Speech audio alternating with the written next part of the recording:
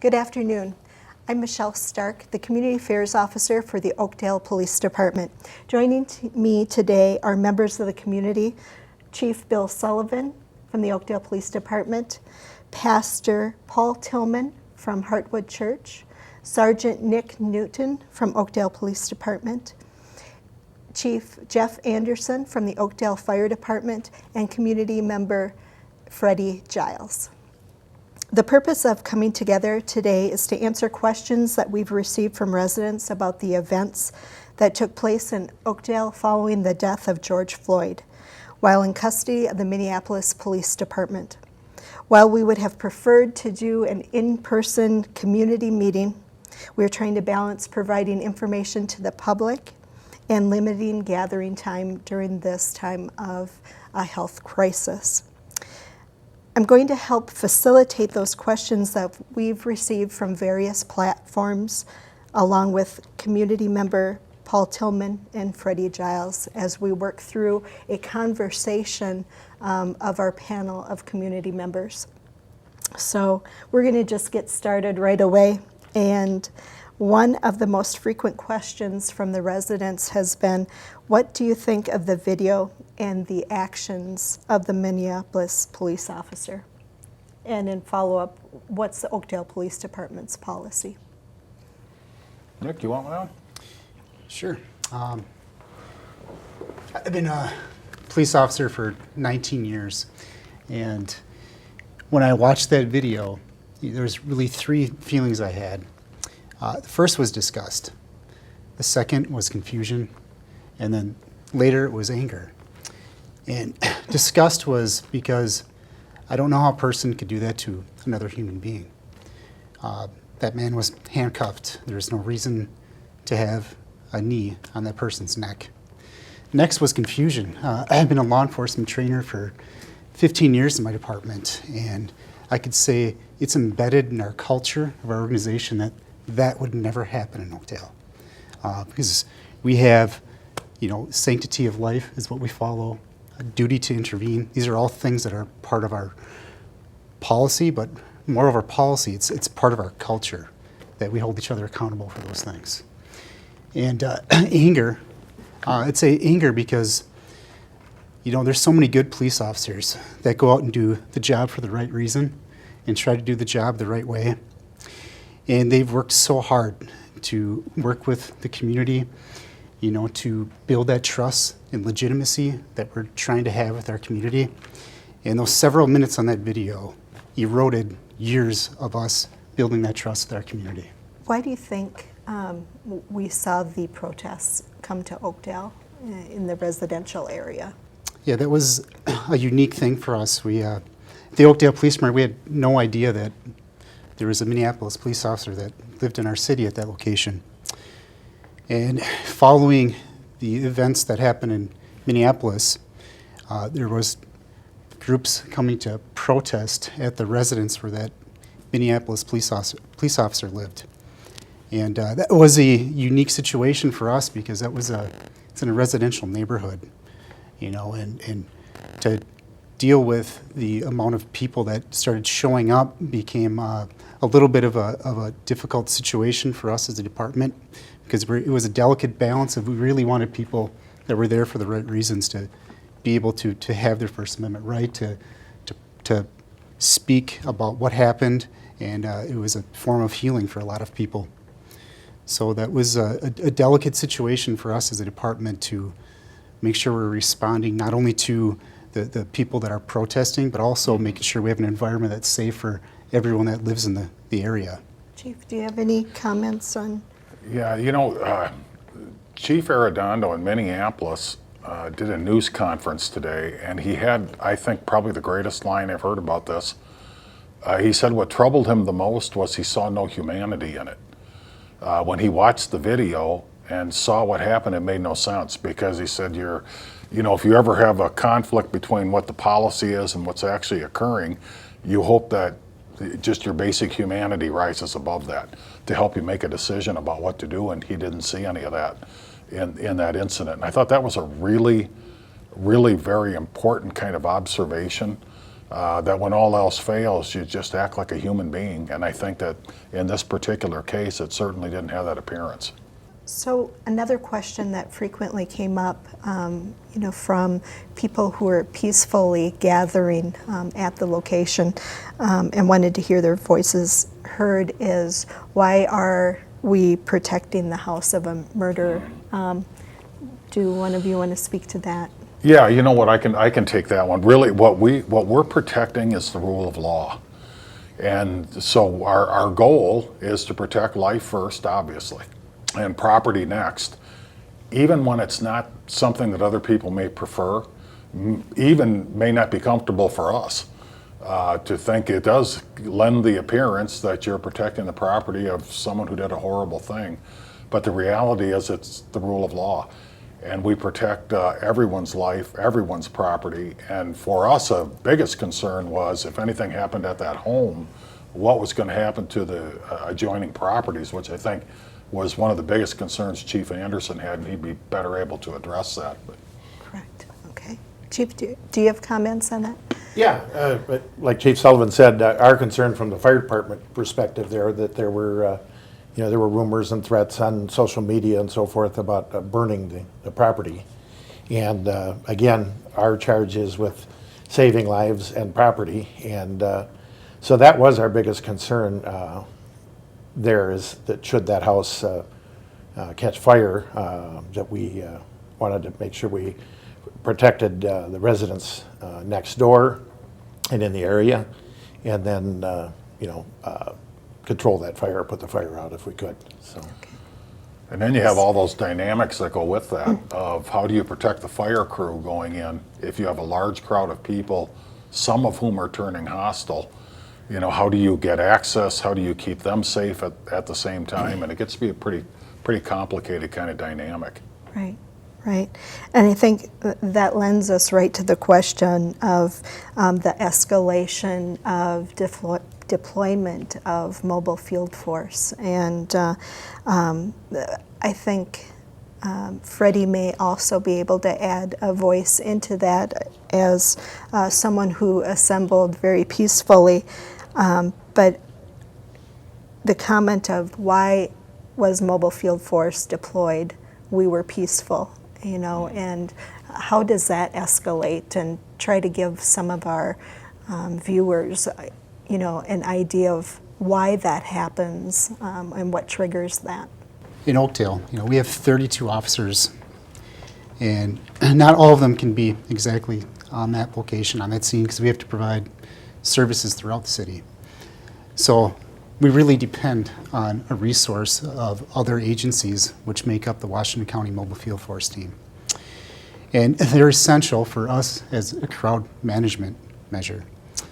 When I was out there on Wednesday, Thursday, and Friday, and that first Wednesday, we tried to make a very soft approach of we're not wearing anything other than what we wear on a daily basis as a police officer, and trying to make connections with some folks that are out there peacefully protesting, and trying to set some of the expectations of acknowledging that people are here for some very good reasons, and we want to allow you, and we embrace that you can have your First Amendment rights, but we ask that you are in these locations, and we want you off some of the neighbors' properties. And the biggest thing is that if this thing grows too large, we're going to probably have to come back and let you know that you're going to have to start moving to other locations, maybe across the street, because Helmo Avenue was the major feeder street to that whole neighborhood, and eventually that's what happened. Is some of the Helmo got blocked by vehicles and people, and it was too much for the few we had right there on scene to manage that. So we had to make a decision to call in mobile field force to assist with that. Okay. The other advantage to mobile field force, Michelle, is that they are officers that are particularly trained for crowd control activities. And that's important because they understand not only the dynamics of how crowds behave, but they also have been through enough training that they're not likely to panic. and to overreact to situations prematurely. Right. And so there are times that it strategically is absolutely the best thing that you can do. And that was the reason that I made the decision to approve the deployment of mobile field force, because I think you're bringing in a group of folks who have the best chance of maintaining order and the best chance of also protecting the rights of the protesters, because we know most protesters are there for peaceable purposes, trying to have their voice heard, but you get just enough people mixed into the crowd that have different kinds of motives, and it can spin out of control pretty quickly. Okay, excellent, thanks. Do you have I any feel like- comments? I feel like I was out there, and you guys, it was handled fine early by the Oakdale Police, but once you engage with the field force, it created a different scenario. It sent more of a threatening, intimidating factor. Right. And if you say like they're trained to control crowds, it incited the crowds more than it actually did control them. So when you sit there and you put those guys in the front lines, they came up and it was more of intimidation than anything. Right. They didn't say one word, nothing was spoken, and it was just to intimidate. That's how I felt personally. And I felt like we didn't escalate anything, or the crowd never got really unruly. We understood that you guys do have a job. Right. I guess what exactly entailed you personally to bring them out there? At what point did you feel like the crowd got out of control? I think for me, Freddie, the decision becomes the number of people in the area and the information that we're receiving from the site in terms of crowd demeanor, behavior, that sort of thing, that it's actually a preemptive kind of approach to it to try to minimize the likelihood of problems. I do know what it looks like. I mean, it does appear that you're escalating it, but the reality is it would be, I can't imagine a circumstance that I would have done differently, because I would never want to endanger either the officers that are already on the scene or the crowd itself, because we were too shy about demonstrating potential authority. There are times that it actually is to our advantage to show that strength, because it keeps problems from occurring, and we just cannot let police officers or demonstrators get hurt because we're shy about deploying that kind of what appears to be force, and I do understand that. Now, Nick can probably better address the idea of why they don't engage with you verbally and that sort of thing from his training. Yes, so for Mobile Field Force, I was a member of Mobile Field Force, although I was not in that capacity when all the events happened in Oakdale. But they have orders by their squad leaders to, don't engage in any conversation. You are just there to hold the line and just stay there and stay put until you're told to do something else. I understand that, but that also creates, it takes, and it puts it as a uniform versus the people. When the people really want to see the empathy of police officers and things of the such, that we want to see you as human beings rather than a deployed force. I mean, I get it that there are things that are needed, but at the same time, we want to see your human side. I basically felt like I stared at robots who were only there against me, rather than looking at individuals who were like me or like-minded. I didn't see that. I didn't. When that's deployed, that's what I personally feel or felt. Yeah. at And you had that mentioned moment. that you two had a dialogue All before day, this. Yes. And then bringing in the mobile field force, that ends the conversation. Yes, and there was no more dialogue after Right. that. It was looking at people where it's like me and Nick, we were able to speak. We could understand. I understood what he wanted, what the goals were, and I also tried to accomplish that on the other side. Right. I get it. There are people who come and they change scenarios and things of the such, but it got rid of the dialogue. It became just blank, where it was us versus you, and now where do we go? Right. Understood. It's a face-off. Yeah.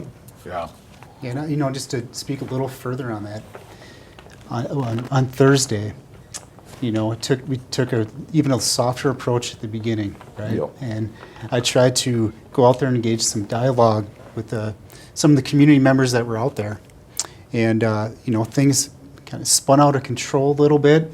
the road got blocked again. People came with loudspeakers and were demonstrating. And we managed that just with our folks from Oakdale there. And there was no, okay, we're not going to call mobile field force. I think we can deal with this.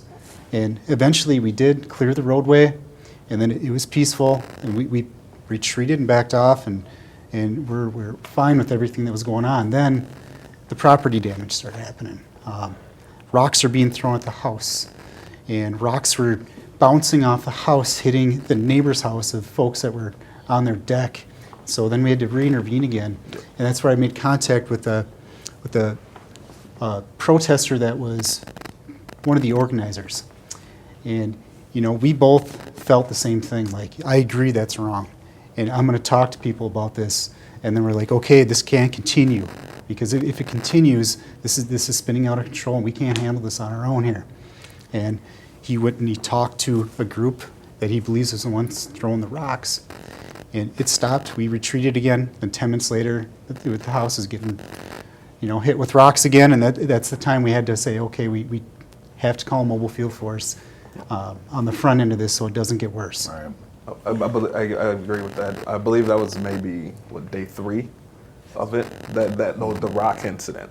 Because the other 2 days there was nothing.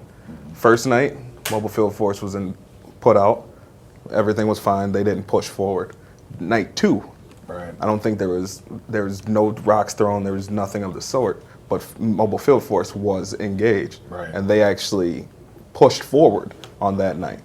So there was a difference in the approach to the third day, because day 2, we did it peacefully, and we were out there with the intentions on only being a voice.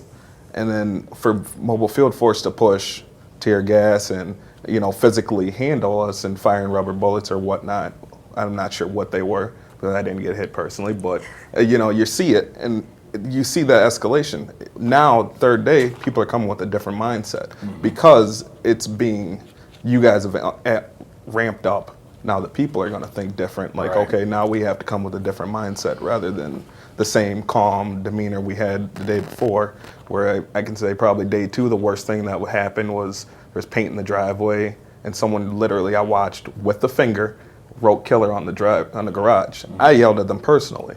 And there's officers that can vouch and seen me trying to control the crowd. Right. But the escalation of that force changes the dynamics of what can be peaceful, just the presence of them. Oh, and I think that's the great part of the conversation, Freddie, because we see the same thing. We're both essentially saying the exact same thing. We think that there are some in your group that are escalating. You think we're escalating because mobile field force comes out. And I think that's the beauty of being able to sit here right now and say, here's why we did that. And you're saying, here's what it looks like. It helps all of us. Yeah. So, go ahead. I think and I certainly want law enforcement to be protected. I don't want you out there just exposed Right. and being able to get hit with rocks or shot or anything like that. But this idea of what it feels like is a militarization Right. of the Right. law enforcement, and this is not a cop thing. I think this is a human nature thing. The more protection I have, whether that's physical protection or economic protection or legal protection or cultural protection, the more aggressive I can be because I'm safe. And so I wasn't there that night, but the idea of, okay, now we're mobile field force, Right. we've got our stuff on, we can now push. And so that's my concern. It's like, oh, well, is it just by virtue of their presence is an aggressive stance? Right. There's no need to act aggressive as well. And I think that's a challenge. It is a that needs to be challenge, dealt yeah. with. No, there's no question about that. I think that is, and that's also, frankly, part of the crowd dynamic as well.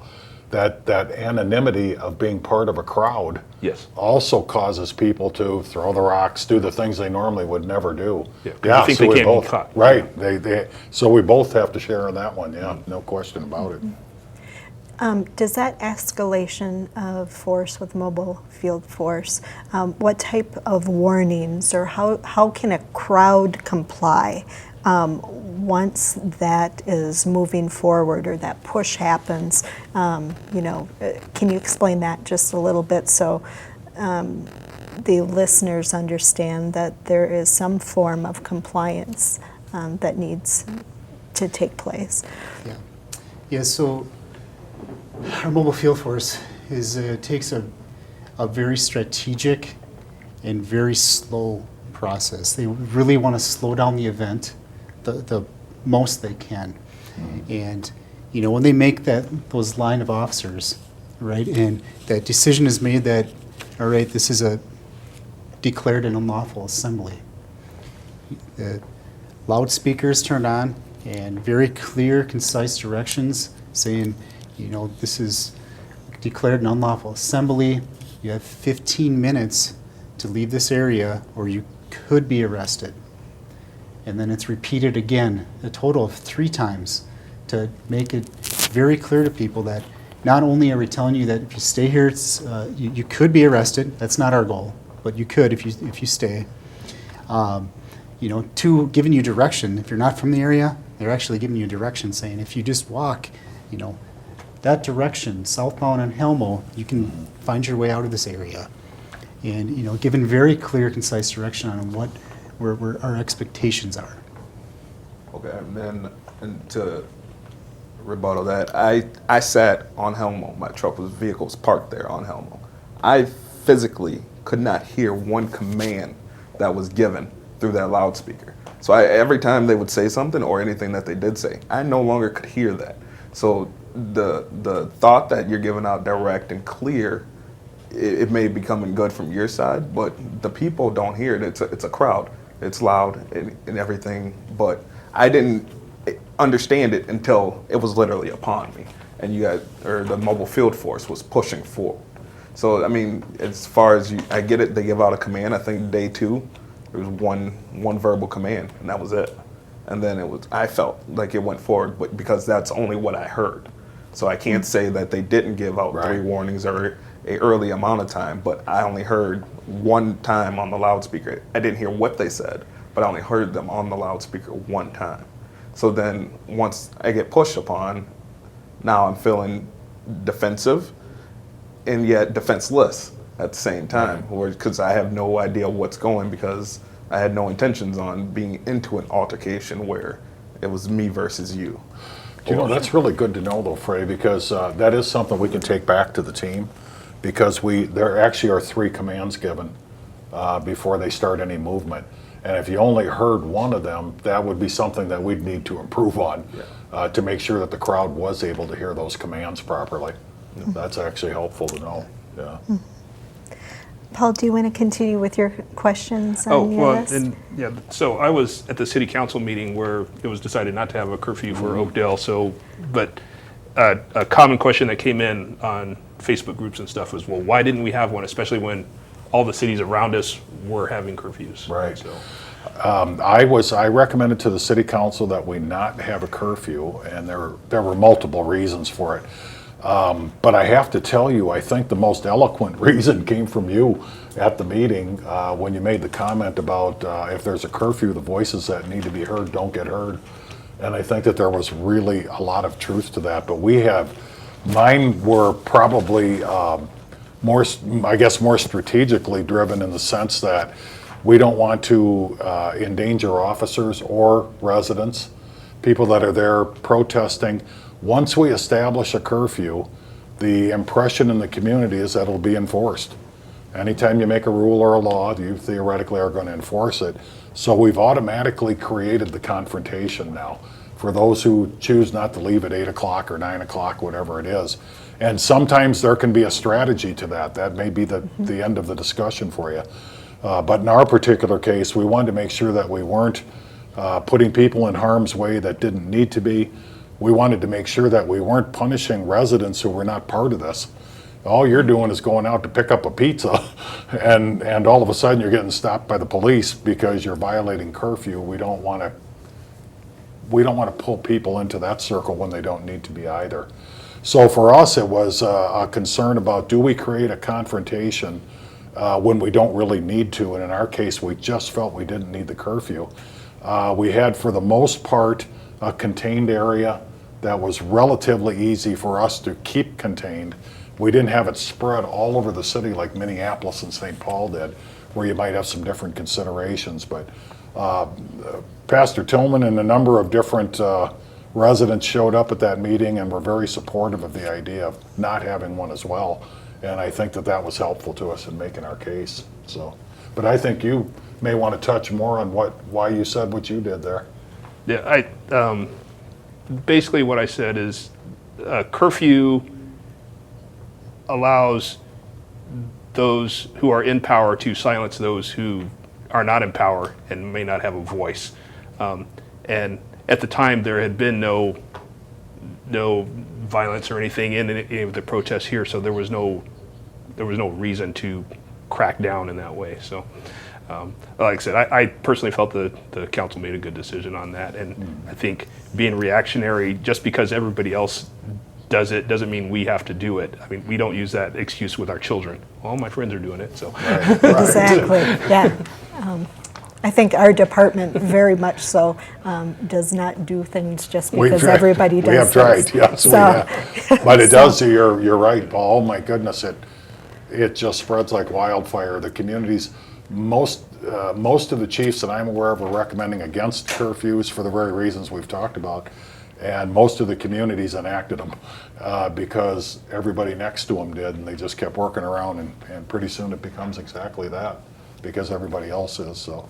Excellent, okay. Paul, do you have another question that you'd the like only to other follow? concern I've heard from citizens is with the defunding of the Minneapolis Police Department. Even though that's not our city, what does that mean for, I guess, law enforcement in general? What ramifications could it have for us here? Defunding the police, it's an idea that is worth discussion in the sense of where are your resources being allocated. The idea of just arbitrarily removing money from the police because that's going to change something is not factual. That will not happen. In fact, it's going to create even more problems. The reality is that the police are the exclusive government agency that people call for just about everything and who respond at just about any time. And as a result, we've taken on lots of different missions. I think it's worth exploring, what do we do about homelessness? What do you do about unemployment issues? What about juvenile crime? There are lots of things that we could apply resources toward, but we need to be doing it in a real thoughtful kind of manner, not in a sense a retaliatory manner that we're going to take some funding away. I saw New York City's talking about taking $150 million from their police department, and in their budget, that's a lot of money even for them. But what is the purpose of doing that? Do you have some clearly identified idea or plan on what you're going to do with that reallocation? Right now, it just seems kind of punitive and that it won't actually be effective. I think the assumption is for a lot of people that it just means that Minneapolis will not have any police. Yeah. I don't think that's true. It'll never happen. It obviously, in a perfect world, that'd be a wonderful thing, but it won't happen. They're going to have all kinds of challenges. They have their charter, they have union contracts, they have all kinds of things that they need to talk about to even think about disbanding a police department. But under the circumstances, you need to remember that in Minneapolis, there are going to be hundreds of thousands of residents who support the police department and who don't think that disbanding it or defunding it in any way is a good idea. And so it's not going to be as simple a procedure, I think, as some of their council members make it sound. But I will say that there is always an opportunity to have a discussion about where your resources are going. Does it make sense to be doing what you're doing? Or should another agency be doing it more effectively? Or how you build up your community Exactly. with neighborhood watch groups and community policing. Yeah, exactly. So, Freddie, we want to get to your questions and let your voice be heard today. Okay. I had a question of why aren't police officers held accountable for their actions or to a higher standard? That was a question I asked, and it kind of goes into the thing where officers have complaints and they're not being reprimanded for them. Well, what goes into that so that people can know? It's a really good question, Freddie. Here's what happens. We want folks to understand that officers have many privileges and protections. They have due process rights, just like most other employees do. And so it's not as simple as someone walks in, makes a complaint, and then the officer's disciplined. We literally need to prove that, kind of beyond a reasonable doubt, for the sake of discussion, that it actually did occur. The officer should have that kind of protection. I think folks need to understand that just because someone complains doesn't mean that something was done improperly. Oftentimes we'll get complaints that are based on either a misunderstanding of what policy and procedure is. Sometimes, I hate to say it, but sometimes you get complaints because there are people who are trying to get their charges dismissed, who think that if I make a complaint about the cop, they'll dismiss my citation. The trick for us is saying, okay, which of these complaints are legitimate? Which of them have a preponderance of the evidence? And then when that happens, do I have the grounds to discipline them and sustain it? And one of the problems being complained about in policing right now is the arbitration process. So let's say we discipline an officer. Under their union contract, they can grieve that, and an independent arbitrator comes in and hears it, and the independent arbitrator decides whether or not to sustain that level of discipline. And there's an impression that the arbitrators won't do that they won't hold the police accountable. And there's times I think I felt that way, frankly, that I think that there were cases that terminations should have been upheld or whatever throughout the United States in all these different kinds of cases. But the reality is that's the system today. That's the way the state of Minnesota is designed. And as a matter of the rule of law, that's how the whole process works. So the state legislature could fix that by modifying the arbitration rules as an example. But that's not going to be an easy fix either, because unions and other employee organizations are going to argue the other side of that we need those kind of protections. What we can't do, Freddie, we can't blow you off. That's what we have to work really hard at, and I think that our supervisors do an outstanding job of that, of really trying to take a look and say, is there a legitimate problem here? And even more importantly, is there a pattern of problems? I might not be able to prove this one, but is this the sixth complaint that I've got that's essentially the same? Then we know we've got a problem that we need to deal with. And I think Minneapolis is going to be looking real hard at that now, how to go about that. Okay. And I guess this is a weird way of asking it, but do you personally believe there's like a blue code of silence? Is within the force itself where you guys protect one another? Let me say this. I would tell you this. If there's 18,000 cops in the United States, roughly something like, or in 18,000 departments in the United States, there are going to be departments that may have a culture of that more than others. Okay. Yes. I think it's far less than it used to be. I think many, many years ago, that might have been even more of a problem than it is now. I do think that there are times that there's great reluctance for officers to testify against one another. I mean, it can be a very difficult, very scary job. And it's hard to look at one of your coworkers and say, they did something they shouldn't have done here, I'm going to report that to a supervisor. That's very uncomfortable. That's uncomfortable for cops, that's uncomfortable for doctors and nurses and all other kind of occupations that are regulated. Short version, it happens sometimes, I think. I don't think nearly as much as it used to, but unfortunately sometimes. I think we have a pretty good culture at the Oakdale Yeah, Police Department. I think so, too. Exactly what Nick was saying about, that we've eroded a lot, this feeling that's surrounding this event from that one officer and incident, and now we have to regain that and establish the trust again.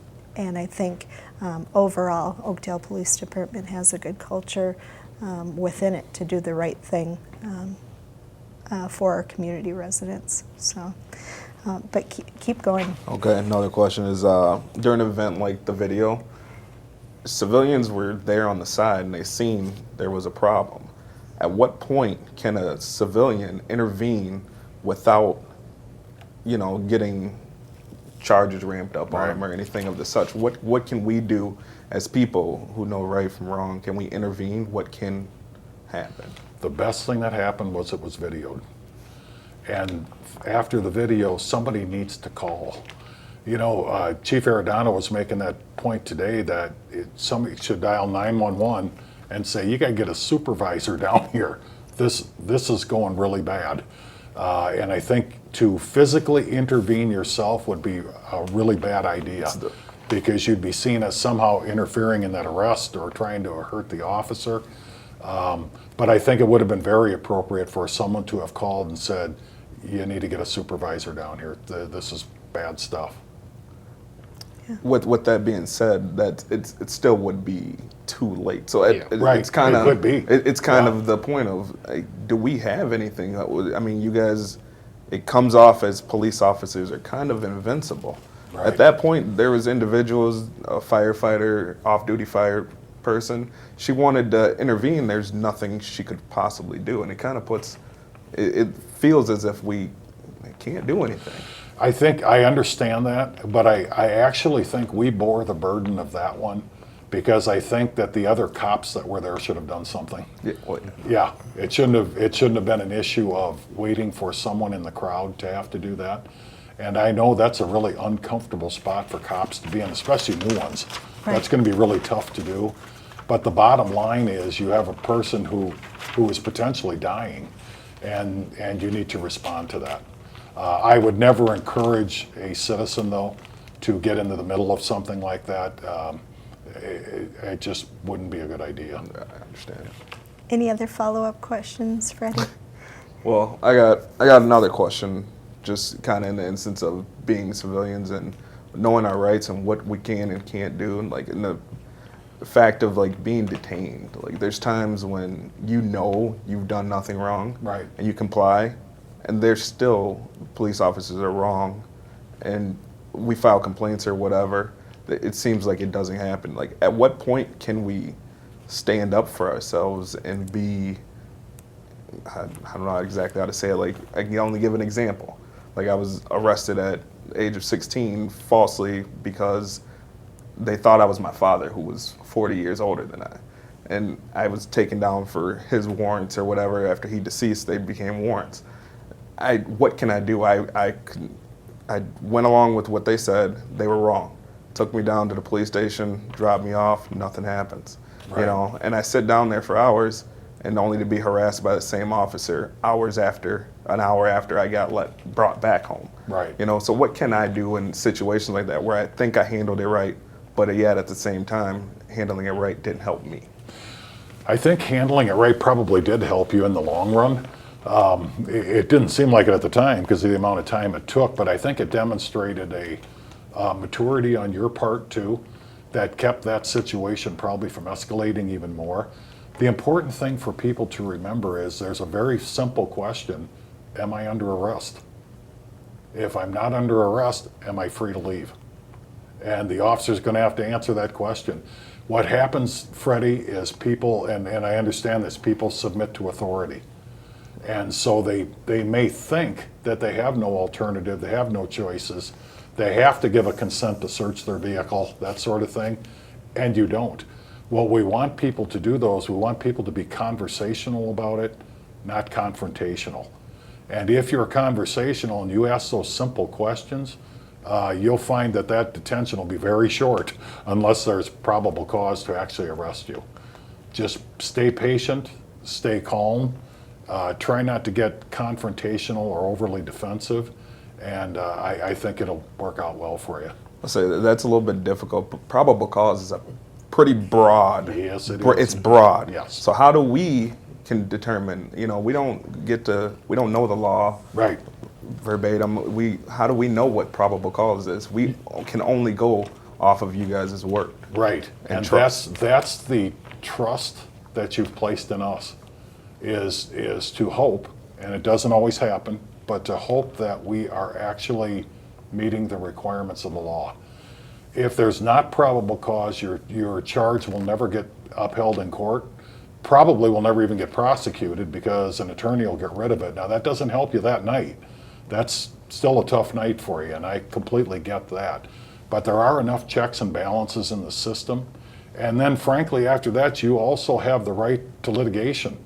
If you feel that you've been improperly arrested or detained for some reason, you always have the opportunity to sue the agency. And that's a long process, and we understand all of that. But the fact is, there are a number of checks and balances.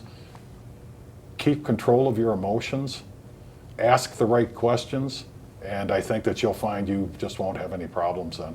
Paul, do you have any other questions? Otherwise, we'll continue down the Yeah. list and we'll start on a closing. Okay. So, Yeah, that sounds fine.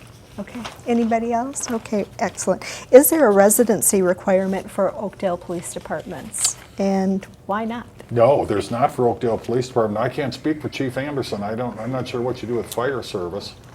No, we don't. So we have, well, volunteer firefighters, which it's not a residency requirement, but they have to live within a time distance from the fire station because in that case, they're responding from home to the fire station. But our career people they don't have to necessarily be a resident of Oakdale. They have to live within a 40-minute response time of the fire station. And in policing, under Minnesota statutes, we can't require people to live in the community if you live in the metropolitan area. When you get out to greater Minnesota, you can establish standards like Chief Anderson's talking about that they do with the fire department. But here we can't do that by statute. People get to live where they want to live. Excellent, thank you. And so I'm going to just follow up with Chief Anderson. There was a comment about, are we in danger of the gas pumps or gas stations exploding in the area of the target address where we were concentrated in? Yeah. No, well, certainly at a gas station, there's, typically the tanks are buried underground and they're filled with petroleum products. So there is a potential for an explosion. I would say that potential, if the gas station catches fire or whatever, is probably very slim to nil. It would be very low on my list of concerns that the tanks would explode. There are a number of mechanical safety devices built into those tanks just to eliminate that sort of thing.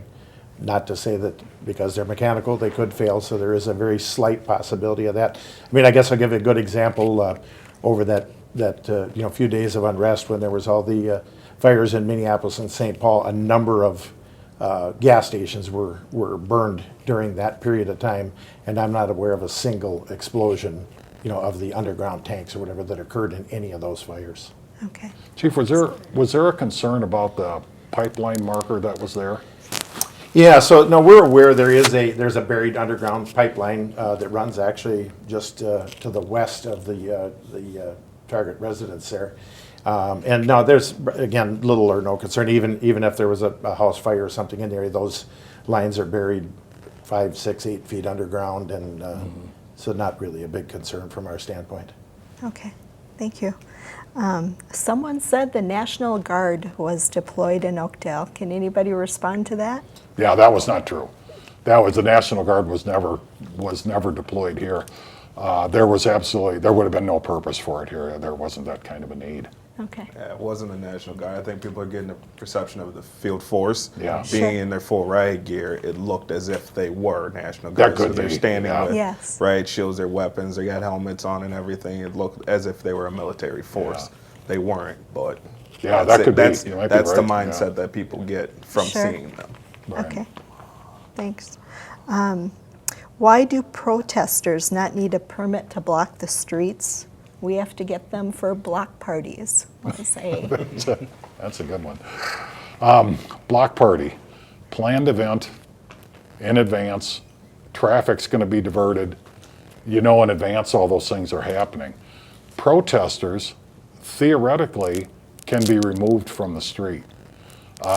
There are times that it's practical to just leave them in the street, but the reality is you can tell people to get off the traveled portion. So the protesters don't need a permit if they are protesting an event that's part of breaking news. And that's what ends up happening in a situation like this one. This thing is evolving real rapidly. The protests are starting real rapidly. It would be inappropriate, I think, to even request somebody to get a permit for that. The right to protest exists. Could we theoretically have said you have to stay off the traveled portion of the roadway? Yes, we theoretically could have, but we had a pretty self-contained area. with a fairly large number of people, and I think it was more prudent to leave people where they were. We obviously worked harder at keeping Helmo open because of the traffic flow, but there were even occasions that it was better off just to close down Helmo because it's also safer sometimes for the protesters. If people are running out into the street and that sort of thing, you don't want somebody to get run over. I heard about looting in Oakdale, home invasions. Is that true? No, no home invasions. We did have a couple issues with some businesses that were more of thefts and burglaries of such, but there's no home invasions or anything like that. Okay, excellent. That helps, I think, feel residents more secure, which is one of the issues is the comments of where are the updates, and we're scared. And that feeling was really felt by many of us in the police department that was watching social media, trying to respond carefully, providing public information, but also trying to that mission component. So one thing that we can tell residents in the city of Oakdale, if necessary, that we will provide that information via Code Red, IPAWS, the Integrated Public Safety Alert System. We'll provide that on Nextdoor, Facebook, Twitter. Unfortunately, at that time, with all the moving parts and all hands on deck, we restricted that information a little bit for mission reasons, but we definitely would have gotten alerts out if we felt that the safety of the immediate area was necessary. And we did deploy code reds, letting people know that if gas was used to keep windows closed. But we did not publicize that broad throughout the city because it wasn't necessary. The rest of the city was not impacted. And also that mostly people complied with staying out of the area for Helmo 17th Street, no extra pedestrian traffic or motor vehicle traffic. So that was helpful for us as well, that it was kind of self-compliance once we put those requests out via Code Red. So anything to add to that about public information or getting information out, you felt that the need was met for the mission? Yeah, I think, like the chief said, these are really rapidly evolving events. Especially on that Thursday, we were going to have a meeting, and then all of a sudden, everyone was fearful of all the grocery stores and businesses being looted because they weren't happening, in St. Paul and Maplewood, and so that was a big concern for us. So these things just were rapidly occurring. Yeah. And likewise, that's personal safety and business safety that, it's their decision making on their business plan, whether they're going to close and make those decisions as well. So, could the fire department get into the area during the week of the protests? Yeah, I think, we were working closely.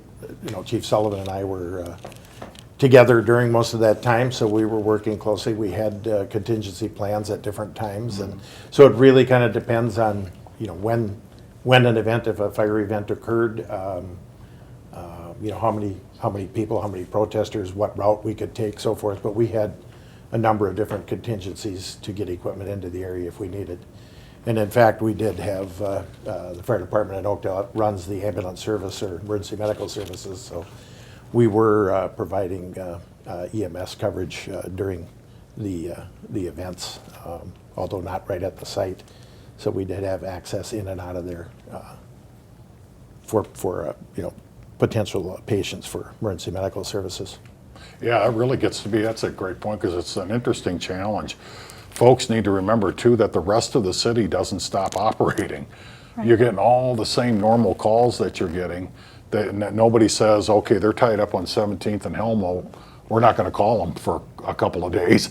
You get lots of calls for service, so you're also trying to manage those at the same time that you're having enough people at where the civil disorder is occurring, or the demonstrations or whatever it is. And so that's a big challenge. It really is, especially in departments our size.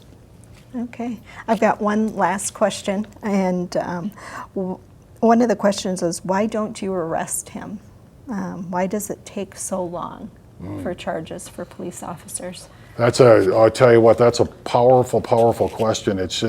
No one should be arrested quickly unless all of the evidence that is potentially available is compiled, analyzed, and organized.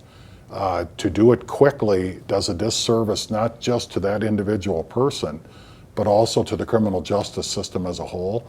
So the last thing that any agency or prosecutor wants to do is react too quickly. And these are really very difficult situations because you have someone that's using the authority of their job in their office, carrying out what they believe is their job. Someone horribly and tragically dies. It's not as clean cut as somebody walked in and killed him, kind of thing. And so the prosecutors also have to look at the evidence and say, do we have enough to sustain a conviction of some sort? One of the things that people were, I think, confused about was why Oakdale Police didn't run up to the house and arrest him. Exactly. Yes. Because first, there's no warrant for his arrest at that time, and the crime did not occur in Washington County. The crime, as charged out, occurred in Hennepin County, which means that Hennepin County has jurisdiction over it. And I think we explained that to a lot of people the first couple of nights that we were up there. They thought somehow we were protecting him inside the house. And that was in fact not the case. There was no warrant for him at the time. So that didn't finally come until Friday. So, and then he was taken into custody then. But Okay, I think thank that's a challenge of, I don't know whether it's cultural perception or anything, because I appreciate what you said, somebody shouldn't be arrested quickly. Let's make sure we have the evidence. But I think from Black experience, the thought would be, and even your example, I will get arrested first, and then if they have charges to hold me, then I will just stay in jail. And so I think that might have been part of what prompted the question is, if that had been me, and there was video of me on somebody's neck, I would have been in jail first, as opposed to getting to go home and wait till they build a case. And I think that's part of maybe what prompted questions like that. Yeah. oh, I agree. Yeah, you're right about that. You guys get the 72-hour hold. Why wasn't that applied for him? We had enough evidence. Well, we visually see it, a crime happening. Usually that seems to be enough. You guys get 72 hours to hold them. They made the charge within the 72 hours, I Right. believe. Right. So it would have honestly helped a lot if you just did the detainment and did your questioning and figuring out to build the case, because within that 72 hours of it being broken, he was already arrested. Why wasn't that Yeah. the same as if it were, like you said, a regular civilian?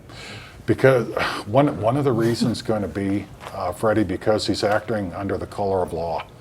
And so there's kind of a different standard there. And you frankly have the situation of you want to make sure that whatever the officer did contributed to that death before you charge him. The fact that he's kneeling on his neck is horrible to watch, but until you're certain you can prove that that course of conduct is what actually caused the death, you don't want to charge it out, because what happens when you dismiss the charge? Right. Then we've got a whole nother level of drama, because people are going to say the cop walks away, he doesn't get charged with it. So for Hennepin County, it's a horrendously difficult situation to be in. You really want to make sure you've got everything lined up appropriately before you do formal charging. Any other last questions or moving forward comments? I guess my question would be, what do we do as far as building up the community, the involvement between you guys, our relationships between police officers and the civilians themselves? How do you guys plan on building?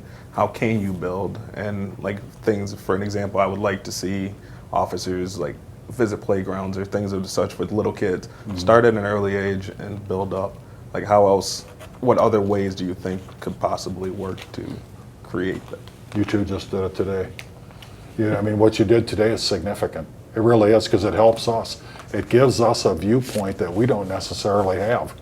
And you come here and you speak very frankly, and you give your opinions, and so the folks that are watching know we had some conversation before this all started too, and you guys have been very direct about the things that you think we can do better, or the observations that you've made as well. I think that's huge. One of the things I always remembered, I had some training where they just continuously emphasized to us relationships are primary, all else is derivative. Everything flows from the relationship. And so what we want to do is we want to have these kinds of conversations now rather than doing it during a crisis. And that, I think, will solve a lot of the problems for us. So for that, I thank you two gentlemen for taking the time to do this. It's huge. Yeah, that's how we'll move forward. I appreciate everyone's participation today. I'm hoping that we answered the community questions. Of course, we are listening, and if there are other questions, don't hesitate to call and ask those questions and get those answers. I think there's a hesitation for folks not to call and bother the police, and that is not in fact. We want to hear from you and answer those questions, and if you have an event in your community, we want to be involved. If you find something that is a trigger that could set positive forces in motion in your neighborhood, start a neighborhood watch, invite us, and we'll come and see you and continue to develop those relationships. So, Thank you all. thank you. Very much. Appreciate it. Thank you.